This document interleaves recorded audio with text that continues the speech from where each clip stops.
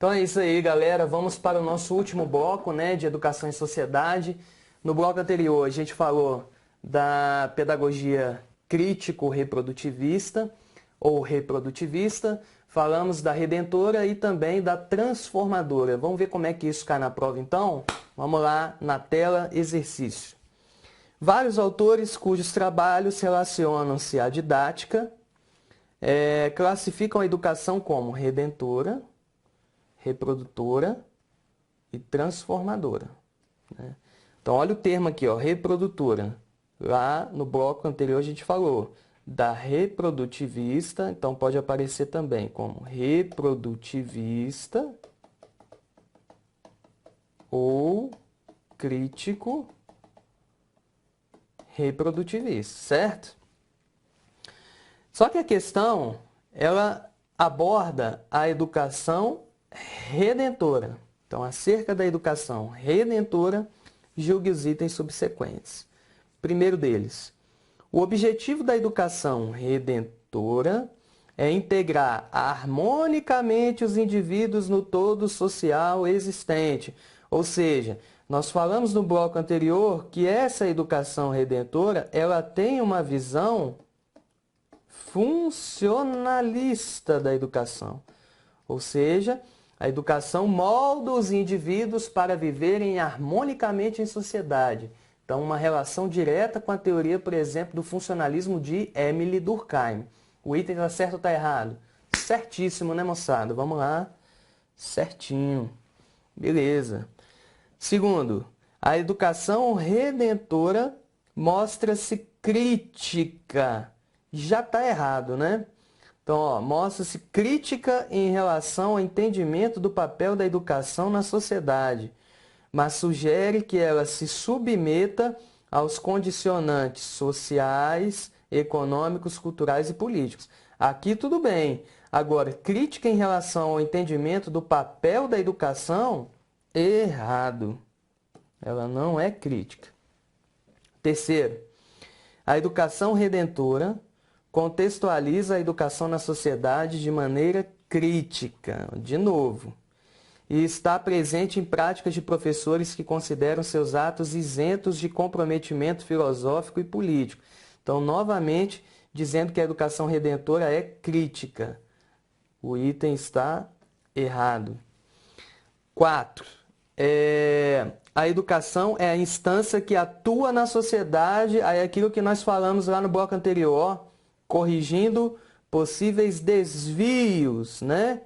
Então, o item está correto, já que a educação é uma instância que contribui diretamente para a manutenção do ordenamento social. E o quinto, a educação redentora configura-se como a mediação de projetos sociais. Quando se fala de mediação de projetos sociais, não é a redentora, e sim quem, moçada? Transformador. Ainda falei, guardem essa característica aqui no que se refere à pedagogia transformadora. Então, a quantidade de itens corretos é igual a letra B de bola. Aqui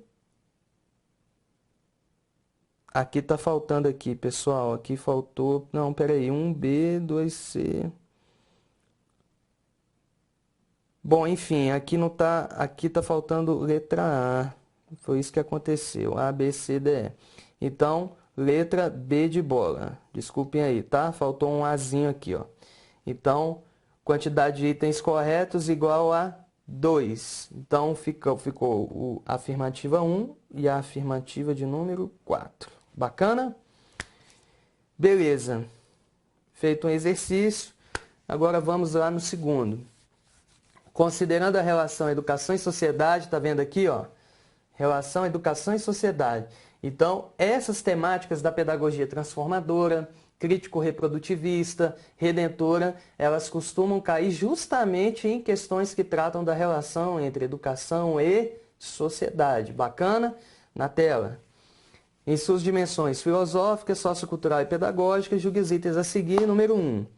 Em uma perspectiva transformadora, compreende-se a educação como parte da sociedade, com seus condicionantes, determinantes e seus projetos, que podem ser conservadores ou não, mas com a possibilidade de trabalhar pela democratização dessa sociedade. Ao contrário da visão crítico-reprodutivista, que defende a ideia de que temos que desconfigurar o capitalismo para que a escola venha a se tornar um instrumento de transformação, de mudança da sociedade, né?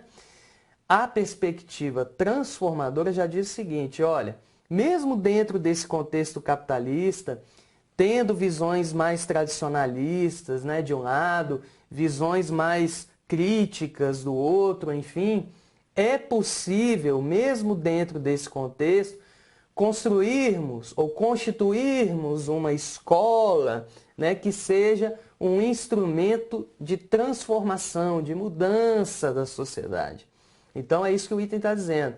Então é aquela velha história, a visão transformadora, ela não é nem tão otimista e nem tão pessimista. Então ela está ali no meio termo. O item está certo ou está errado? Certinho. Beleza. Nenhum equívoco aí. Segundo, na concepção funcionalista, a construção do ser social é feita pela educação, por meio da assimilação pelo indivíduo de uma série de normas e princípios que balizam a conduta desse indivíduo. Então, ou seja, o ser passivo, o ser enquanto produto da sociedade, né? Então, por meio da assimilação pelo indivíduo de uma série de normas e princípios que balizam a conduta desse indivíduo em um grupo, de forma que o mesmo viva harmonicamente em sociedade. Então tá aí, ó, sendo o homem nessa perspectiva um produto social. Não está falando de concepção funcionalista? Então o item está o quê? Correto. Terceiro, para Bourdieu, a escola, então vamos destacar aqui, ó, Bourdieu, crítico reprodutivista, a escola tem um papel ativo no processo social de reprodução das desigualdades sociais, ao dissimular as bases sociais e convertê-las em diferenças acadêmicas e cognitivas relacionadas aos méritos e dons individuais. Ou seja, na visão de Bourdieu, infelizmente, a escola presta esse tipo de serviço, né? Gerando uma espécie de apartheid social, o que vai contribuir ativamente não só para o fortalecimento do capitalismo, mas também para o fortalecimento da divisão de classes sociais. Então o item está certo ou errado? Certíssimo, né? Vamos lá. Quarto item. A tendência reprodutivista, olha aí, ó, reprodutivista, concebe a sociedade como um conjunto de seres humanos que vivem de forma orgânica e harmoniosa, com desvios de grupos ou indivíduos situados à margem desse todo. Nesse contexto, cabe à educação, como instância social, integrar harmoniosamente os indivíduos no todo social já existente.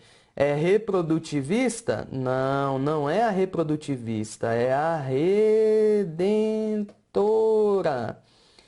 que se associa a uma abordagem dita funcionalista, tá? Então, se aparecer aí na prova tanto a redentora ou a concepção funcionalista, se aparecesse aí do jeito ou no contexto do item, né? Então estaria correto. Agora, dizer que esse contexto se associa a uma tendência dita reprodutivista, terminantemente errado. Beleza? Então, errado. Quinto item. O principal representante da vertente redentora é o teórico Althusser, que estudou o papel da escola como um dos aparelhos do Estado. Redentora não. Crítico reprodutivista. Então o item está errado. Bacana? Então se vocês se atentarem a esses detalhes e a esse resuminho que a gente acabou de falar aqui, vocês conseguem eliminar qualquer item que vier em prova no que diz respeito a redentora, transformadora, crítico reprodutivista. Beleza, moçada? Então vamos continuando, né, aqui o nosso bloco. Vamos falar um pouquinho agora de Paulo Freire aí na tela. Como nós sabemos, o educador Paulo Freire, ele foi um dos grandes expoentes da educação mundial, né? E considerado por muitos como o maior educador brasileiro de todos os tempos. E o Paulo Freire, também como já foi dito em outras videoaulas, ele é o representante da chamada pedagogia progressista, o que, moçada? Libertadora. Então, grande representante aí da pedagogia progressista libertadora. Então, eu procurei especificar um pouquinho mais aí a figura do Paulo Freire, porque a gente sabe que ele é um dos teóricos mais cobrados aí pelas mais diversas bancas nas provas de conhecimentos pedagógicos. Então, vamos falar um pouquinho mais aí desse importante educador, né? Então, o Paulo Freire, ele trouxe para nós aí uma teorização acerca da concepção bancária da educação, né? Então, olha só, o que seria a educação de base bancária? O ato educativo, ele se confunde com um ato de depósito bancário. Por que depósito bancário? Que é o seguinte, o professor deposita o conhecimento. Deposita o conhecimento na mente do aluno. Então, quando o professor deposita o conhecimento, isso implica afirmarmos que o professor, ele é o agente o quê? O agente transmissor, né? O centro do processo pedagógico. Então, o agente transmissor do processo. Enquanto que o aluno passa a ser o quê, pessoal? Pô, Leandro, tua letra é ridícula. O aluno, ele é o quê, pessoal? Um receptor passivo das informações que são prestadas pelo próprio professor. Então, podemos afirmar, Leandro, que essa educação de base bancária, ela se relaciona a uma educação tradicional, sem dúvida, e absolutamente criticada por Paulo Freire, né? Então, a teorização de Paulo Freire consiste justamente, né, parte dessa teoria, em uma crítica, uma alusão crítica a esse modelo tradicionalista, né, o qual Paulo Freire denominou de educação bancária, tá? Aquela educação que tem o processo educativo centrado justamente na figura do professor enquanto agente transmissor, né? O mosquito da dengue, o Aedes aegypti, beleza? E o estudante um mero receptor passivo das informações que são prestadas a ele. Bacana? Voltando na tela. Aí Paulo Freire também defendeu uma educação de base problematizadora, ou seja, uma educação reflexiva, questionadora, faz com que o aluno pense, né, reflita, busque novos conhecimentos. A pedagogia do oprimido, né, a gente sabe que essa, inclusive, esse tema, né, virou uma das principais obras aí, literárias de Paulo Freire e uma das grandes referências, né, teóricas da educação no mundo inteiro. E a pedagogia do oprimido é no sentido de desenvolver todo um processo pedagógico que atenda às, ou que contemple as expectativas dos estudantes oriundos de uma classe o quê? Trabalhadora, de uma classe proletariada, né? De uma classe proletária. Então, a pedagogia do oprimido fazendo frente à chamada pedagogia do opressor, né? Então, isso também é um ponto muito forte na teorização de Paulo Freire. Outro ponto, os chamados temas geradores de discussão, né? Então, ou seja, é com base nos temas de interesse dos estudantes que o currículo vai sendo constituído. Além dos temas geradores, nós temos uma articulação importante com o chamado currículo oculto, né? Ou seja, as experiências, as expectativas, as vivências, os conhecimentos, né? que cada um de nós, enquanto estudantes, né, carregamos para dentro da sala de aula. Então, ou seja, um currículo que parta ou que valorize as experiências, os conhecimentos que os alunos agregam ao longo da vida, né? E em conjunto com os temas geradores de discussão. Então, temas que sejam relevantes para aqueles estudantes e que, dentro de sala de aula, o chamado currículo real possa ser constituído tomando por base todos esses elementos aí que interferem diretamente no processo de ensino-aprendizagem. E o outro ponto que também merece ser destacado é a questão da relação dialógica, né? Ou seja, né, moçada, a relação dialógica ela permeia a ideia de que alunos e professores estão em um mesmo patamar. E aí vem aquela famosa ideia, né, de Paulo Freire, onde ele dizia o seguinte, que ninguém educa ninguém como ninguém educa a si mesmo. Todos nós somos educados em comunhão, mediatizados pelo mundo. Então essa é uma das essências aí da ideia relacionada à relação dialógica. Bacana? Vamos lá agora na tela, vamos fazer aí alguns exercícios, né? De acordo com a teoria da educação bancária, então vamos destacar aqui, ó, teoria da educação bancária, o processo dialógico está presente constantemente em sala de aula. Ou seja, a teoria da educação bancária, como nós dissemos, está relacionada a uma perspectiva tradicional de educação.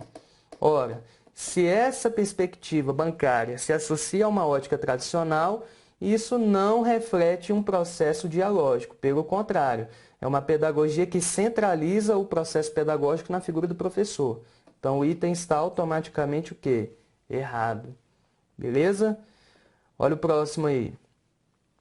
Ao reconhecer diferenças entre professores e alunos, Paulo Freire considera o professor como detentor do conhecimento e o centro do processo de ensino e aprendizagem. Então, dizer que o professor, na visão de Paulo Freire, é o detentor do conhecimento e o centro do processo de ensino-aprendizagem é dar uma bicuda em tudo que ele falou, né? Então, ou seja, o item está automaticamente errado. Outro item. De acordo com a concepção progressista de Paulo Freire aplicada à educação de jovens e adultos, a alfabetização de jovens e adultos deve provocar a construção da consciência intransitiva, na qual há a compreensão da realidade mediante o entendimento das causas profundas, ou seja, pela raiz das questões. Então vamos lá, tá aí um conceitozinho novo aí para muita gente, né? Consciência intransitiva. Então a consciência intransitiva, na ótica de Paulo Freire, ela especifica justamente o quê? O sujeito apolítico, o sujeito não crítico. Pelo contrário, é um sujeito que preocupa-se mais com as questões ou com as necessidades biológicas. Então, ele é apolítico, não crítico. Então, dizer que a concepção progressista de Paulo Freire, ela visa provocar a construção de uma consciência intransitiva, é um grande erro. Não é consciência intransitiva. Então, é o que, Leandro? Consciência transitiva. Pô, Leandro, eu achei que esse negócio de transitivo, eu só ia ver em português, né? Lá no verbo transitivo direto, verbo transitivo indireto, né? Transitivo direto e indireto. Que delícia, hein, galera? O pessoal de português aí que me perdoe, tá? Mas é o seguinte, a gente tem também essas visões conceituais aí na teorização do próprio Paulo Freire, quando ele faz essa diferenciação, né? Então, a educação, enquanto um instrumento que promove o desenvolvimento de níveis de consciência. Agora, ele faz essa divisão conceitual da consciência intransitiva e da consciência, portanto, transitiva. Então vamos lá na tela, vamos destacar. A consciência transitiva sugere um indivíduo crítico, portanto, politizado. Um indivíduo que se preocupa, né, não só em aprender novos conhecimentos, mas que também tem toda essa pretensão de contribuir para a sociedade de alguma forma, tornando, portanto, a sociedade melhor, né, mais positiva, digamos assim. Beleza? Então, mais um conceito novo aí para a gente, no que se refere à teorização de Paulo Freire. E com isso a gente finaliza o nosso último bloco, né, o sexto e último bloco relacionado à educação e sociedade. Espero que vocês tenham aí aprendido um pouquinho mais sobre essa temática e que esses conhecimentos sejam de grande valia aí no processo de preparação para o concurso qual vocês prestarão, tá bom? Então fiquem com Deus e tudo de bom, sucesso sempre e até a próxima.